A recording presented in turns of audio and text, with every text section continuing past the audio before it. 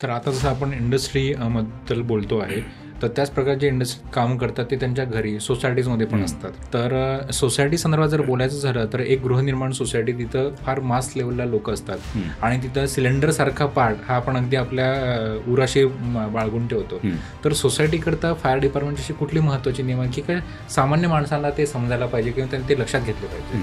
अगदी हा फार महत्त्वाचा मुद्दा आहे. तुम्ही जर आता इंडस्ट्रीमध्ये काम करणाऱ्या लोकांचा जर अनुभव घेतला तर एकदा इंडस्ट्रीच्या आतमध्ये पाऊल ठेवलं की सगळे रूल्स रेग्युलेशन फॉलो होतात. कारण त्यांना माहिती इथे हे सगळं एन्फोर्समेंट खूप हायर लेवलला आहे आणि मला मॅन्डेटरी. तोच माणूस जेव्हा 5:30-5ला सुटतो आणि घरी येतो, तो सोसायटीमध्ये लिफ्टपासून जेव्हा लिफ्टमध्ये बसतो त्यानंतर तो घरामध्ये जातो, त्याच्या नजरेमध्ये काही येत नाही की आपली लिफ्ट सेफ आहे की नाही, आपल्याकडे फायर एक्सटिंग्विशर लावला आहे तो रिफिल केलेला आहे की नाही, फायरचा पाईप दिसतो त्यामध्ये पाणी आहे की नाही, ह्या गोष्टी त्याच्या लक्षात पण येत नाही.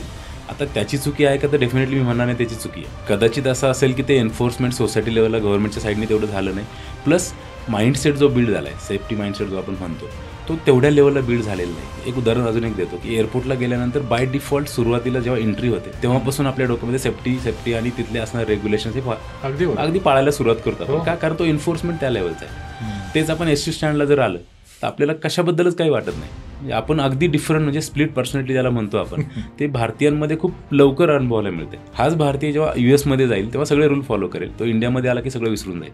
सो हा जो कल्चरचा भाग आहे ना आणि सेफ्टी माइंडसेटचा भाग, हा आपल्याकडे खूप थोडा गॅप आहे आणि तो इम्प्रूव्ह होणं गरजेचं आहे.